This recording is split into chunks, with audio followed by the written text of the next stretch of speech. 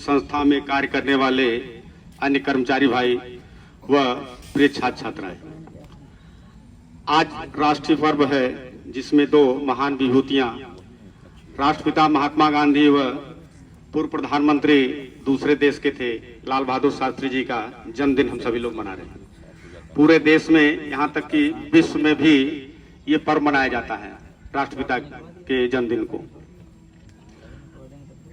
हमसे पहले जो वक्ता थे, आपने राष्ट्रपिता के ऊपर अपने तरीके से प्रकाश डाला, तो मैं कुछ बिंदुओं पर बात कहना चाहता हूं कि देश मेरा गुलाम हुआ था तराइन के द्वितीय युद्ध में 1192 से, जिसमें पृथ्वीराज चौहान और मोहम्मद गोरी के बीच में लड़ा गया था और उसी समय इस्लाम यहाँ पर राज करने लगी। उसके बाद फिर अंग्रेज आए यहाँ पर और अंग्रेज भी शासन करने लगे। पहली देश की लड़ाई जो स्वतंत्रता संग्राम की लड़ी गई 1857 में, जिसमें कि रानी लक्ष्मीबाई, तात्या टोपे, नाना साहब, कुंवर सिंह, हजरत बेगम, बहुत सारे लोगों ने अपने अपने तरीके से अपने अपने क्षेत्रों में अंग्रेजों से अपनी अपनी लड़ाई लड़ी। उसी कड़ी में बहुत सारे देशभक्त निकलते गए और अपने अपने तरीके से लड़ाइयां लड़ रहे थे। बाल गंगाधर तिलक का भी एक युग था, वो भी अपने तरीके से लड़ रहे थे।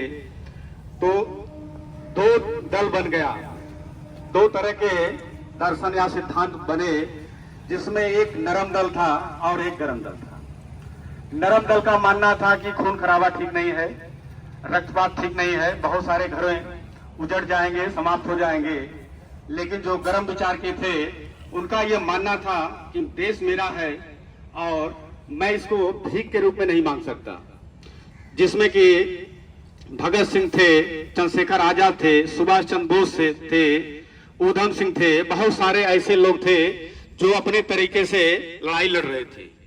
अगर आप इस विचार से देखते हैं तो आपको यह विचार उत्तम ही लगेगा कि देश मेरा है, मैं भीख नहीं मांग सकता, मैं झुक नहीं सकता, मरना मुझे पसंद है अपने देश पर। और हम सभी लोग ऐसे वीर सपूतों के ऊपर नतमस्तक भी हैं, समर्पण भी है, इनको हम सैल्यूट करते हैं इस मंच से। लेकिन आगे फिर उदय होता है राष्ट्रीय स्तर पर गांधी जी का। असली लड़ाई उनकी लड़ी जाती है जब वो साउथ अफ्रीका जाते हैं एक अब्दुल्ला नाम के व्यक्ति का केस लड़ने के लिए। वहां पर अंग्रेजों का अफ्रीका में बहुत ज्यादा क्रूरता चल रहा था और भारत से मजदूर भेज करके वहां पर कार्य कराए जाते थे। वहां पर ट्रेन में उनके साथ अमानवीय व्यवहार किया गया, पशु जैसा व्यवहार किया गया, ट्रेन से बाहर फेंक दिया जाता है। और इसके बाद गांधी जी का ध्यान जो है वकालत से हट करके फिर उनको लगा कि असली लड़ाई अब हमको वकालत की नहीं लड़नी है, बल्कि पूरे विश्व में जहां पर अंग्रेजों का आतंक मचा हुआ है उनसे लड़ना है।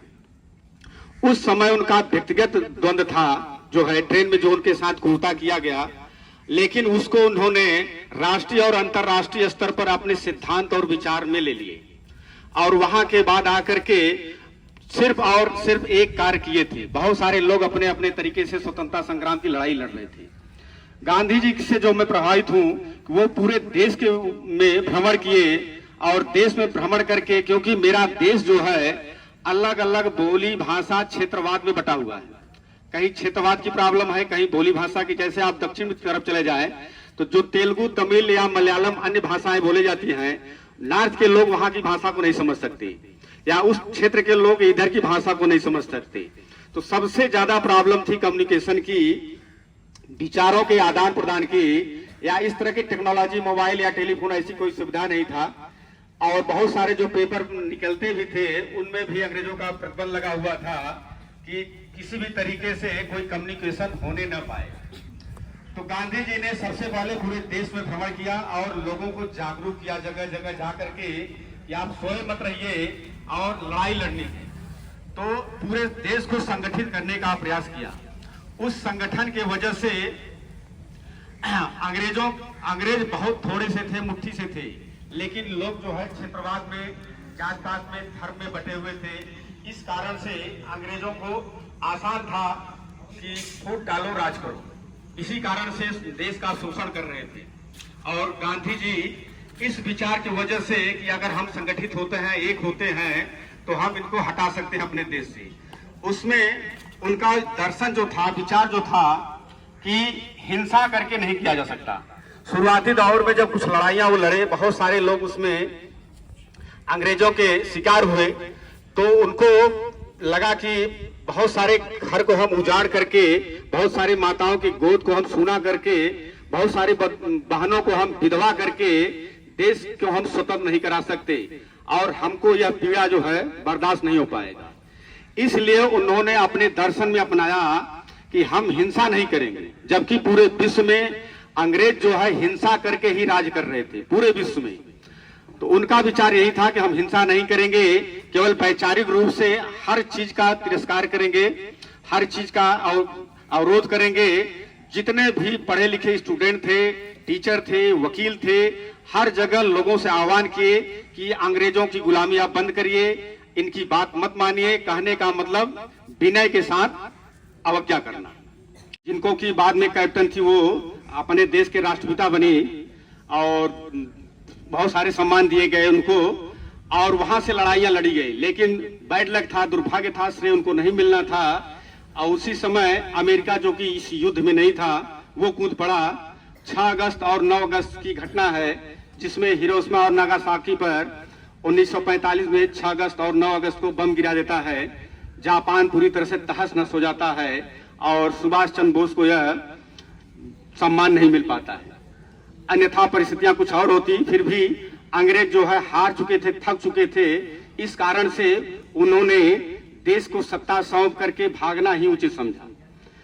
गांधी जी पर इसी में मैं अपनी वाणी को समाप्त करता हूं, और 2 लाइन में शास्त्री जी के विषय में भी बोलना चाहता हूं। देश के दूसरे प्रधानमंत्री थे शास्त्री जी। कद में बहुत छोटे थे, आपके जिला के ही थे उस समय। भदोही उस समय जो है वाराणसी जिला में ही हुआ करता था। तो वाराणसी जिले के मुगल सराय के रहने वाले थे, बहुत सामान्य परिवार के, गरीब परिवार के थे, और नदी को डाक करके दूसरे तरफ स्कूल में जाते थे पढ़ने के लिए।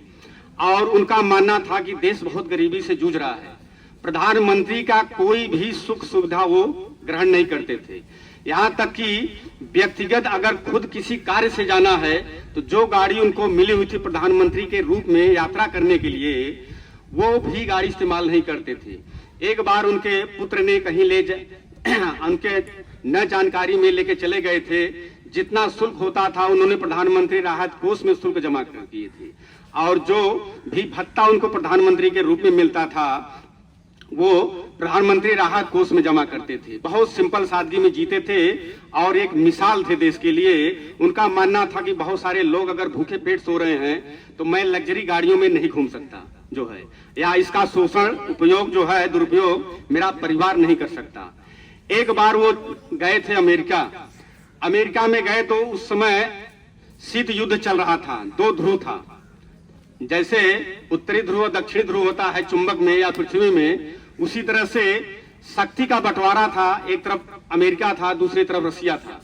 अमेरिका चाहता था कि मेरे तरफ आप रहिए, रसिया चाहता था कि मेरे तरफ रहे लोग। और इस तात्कालीन प्रधानमंत्री नेहरू जी जो है उस समय डिसीजन लिए थे कि हम निर्गुट रहेंगे, किसी तरफ नहीं रहेंगे, किसी दल में नहीं रहेंगे। और जो भी किसी दल में रहता था, चाहे अमेरिका चाहे रसिया, उसको किसी न किसी तरह से षड्यंत्र करके उसको नष्ट कर देते थे।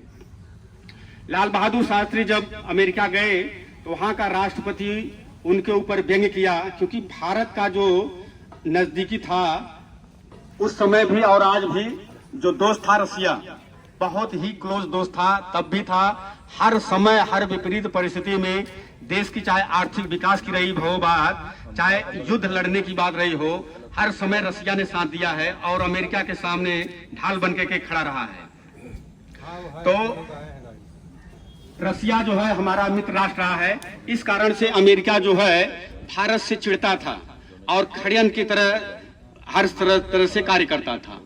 तो वहां का राष्ट्रपति कद में काफी बड़ा था और लाल बहादुर शास्त्री जी 4.5 फीट के आसपास की उनकी हाइट थी, बहुत छोटे थे। तो सार्वजनिक रूप से उसने अपमानित किया, बेइज्जत करने का प्रयास किया कि भारत जो है अमेरिका के सामने बहुत बौना है। उपहास किया शास्त्री जी का, लेकिन शास्त्री जी जो है उनका प्रेजेंस ऑफ माइंड बड़े कुशाग्र थे, बड़े बुद्धिजीवी थे। उन्होंने जवाब दिया कि भारत चाहे जितना भी छोटा हो, कद में चाहे जितना भी छोटा हो, लेकिन स्वाभिमान में अमेरिका से भी ऊंचा है। और अमेरिका को जब भी भारत की तरफ देखना होगा तो सिर झुका के देखना होगा और भारत सीना तान के खड़ा होगा। क्योंकि शास्त्री जी छोटे कद में थे, अपनी नकारात्मकता को उन्होंने कैसे सकारात्मकता में बदला कि आप मेरी तरफ जब भी देखेंगे तो आपको झुक करके देखना होगा, क्योंकि आपकी हाइट ज्यादा है और मैं छोटा हूं तो मैं सीना तान के खड़ा रहूंगा हिमालय की तरफ। इसलिए आप मुझसे कभी भी इस तरह का बर्ताव मत करिएगा। सार्वजनिक रूप से ऐसे अपमानित किए शास्त्री जी ने अपना बदला लिया। और अमेरिका भी बदला लेने के लिए जो है, उस समय भारत जो है कृषि में आत्मनिर्भर नहीं था और भोजन के लिए, अन्न के लिए अमेरिका से अनाज मंगाए जाते थे। अमेरिका जो है उसका बदला लेने के लिए जितने सड़े गले अनाज थे, चाहे वो गेहूं था, चावल था, ज्वार था, बाजरा था, मक्का था, सभी सड़े गले जो पशुओं के लिए इस्तेमाल होते थे सब भेज दिया भारत में। क्योंकि भारत की मजबूरी थी कि बहुत गरीबी थी, अन्न का उत्पादन नहीं हो रहा था। तो शास्त्री जी जो है बहुत पीड़ित हुए। बोलने के लिए तो बोल चुके थे, वहां पर जवाब दे चुके थे, लेकिन वास्तविक रूप में, जमीनी रूप में कुछ और सच्चाई था। देश गरीबी से जूझ रहा था। तो उन्होंने जब देखा कि हमारे यहाँ स्टॉक जो आया है अमेरिका से वो सड़ा गला हुआ है, तो सड़ा गला हम खिला भी नहीं सकते थे और भूखे जनता को मार भी नहीं सकते थे। तो देशवासियों को संबोधित करते हुए उन्होंने कहा कि यदि आप लोग मेरा साथ दें, अमेरिका ने इस तरह से अमानवीय व्यवहार किया है तो मैं अमेरिका के सामने वास्तव में नहीं झुकूंगा, लेकिन आपका सहयोग मुझे चाहिए। और इसके लिए आपको सप्ताह में एक दिन व्रत रहना होगा। एक दिन यदि सप्ताह में आप व्रत रहते हैं तो अमेरिका से हमको भीख मांगने की जरूरत नहीं पड़ेगी। और देशवासियों ने भरपूर सहयोग दिया और इसलिए शास्त्री जी अनाज जो है सारे वापस कर दिए और अमेरिका को वास्तव में चटकना मारे और अमेरिका फिर से अपमानित हुआ।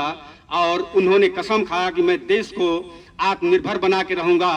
देश के जितने कृषि वैज्ञानिक थे सभी को इकट्ठा किए और बोले कि आप क्या कर सकते हैं जिससे अन्न का उत्पादन बेहतर हो सकता है। तो वैज्ञानिकों ने अपने अपने तरीके से बताया कि ज्यादा से ज्यादा सिंचाई की व्यवस्था किया जाए, नलकूप लगाए जाए, नहर की व्यवस्था किया जाए और रासायनिक जैविक खाद के साथ साथ रासायनिक उर्वरक का प्रयोग किया जाए, कुछ कीटनाशक दवाओं का प्रयोग किया जाए, उन्नत किस्म के बीज का प्रयोग किया जाए।